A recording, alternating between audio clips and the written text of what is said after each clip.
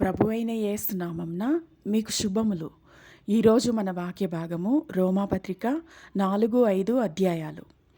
అబ్రహాముకు ఏమి దొరికింది లేక అబ్రహాము ఏమి సంపాదించాడు అనే ప్రశ్నతో 4వ అధ్యాయం మొదలవుతుంది. 2వ వచనము, అబ్రహాము క్రియల మూలముగా నీతిమంతుడని తీర్చబడిన ఎడల అతనికి అతిశయ కారణం కలుగును, కానీ అది దేవుని ఎదుట కలుగదు. ఈ వచనం యొక్క సారాంశం ఏమిటి అంటే, అబ్రహాము ఒకవేళ మనుషులకు సహాయపడే కార్యాలు, కొన్ని మేలు చేసే కార్యాలు చేస్తే అది భూమిపై ఉన్న మనుషుల చేత అతనికి అతిశయ కారణంగా ఉంటుంది, కానీ దేవుని చేత అతనికి ఆ ఘనత కలగదు. మనుషులకు మేలు చేసే కార్యాలు చేయడం వలన ఎవరూ కూడా దేవుని చేత నీతిమంతులుగా తీర్చబడరు. 3వ వచనము, అబ్రహాము దేవుని నమ్మెను, అది అతనికి నీతిగా ఎంచబడెను.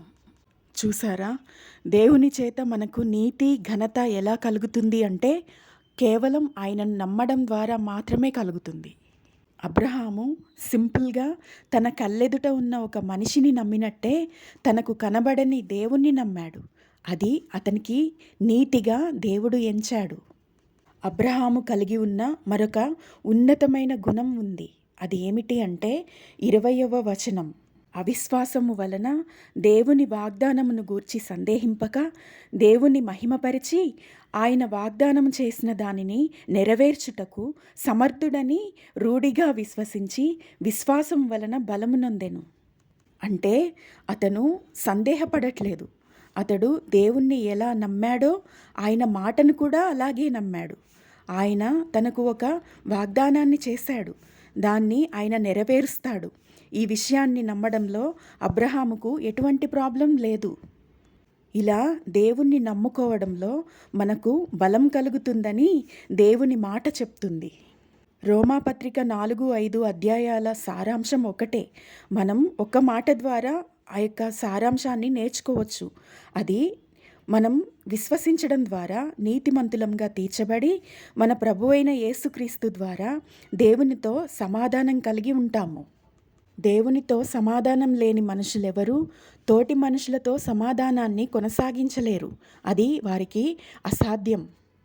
5వ అధ్యాయము 5వ వచనము, మనకు అనుగ్రహింపబడిన పరిశుద్ధాత్మ ద్వారా దేవుని ప్రేమ మన హృదయములలో కృమ్మరింపబడి ఉన్నది.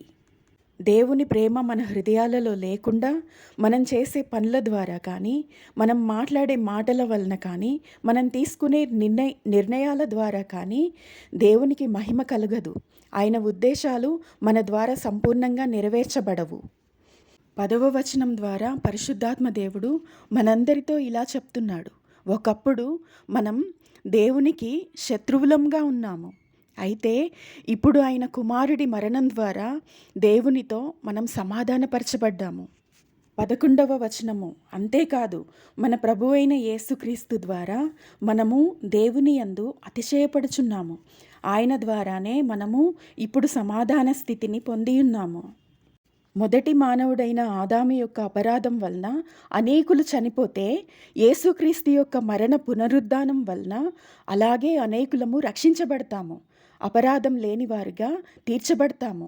ఇది దేవాది దేవుని యొక్క ప్రణాళిక.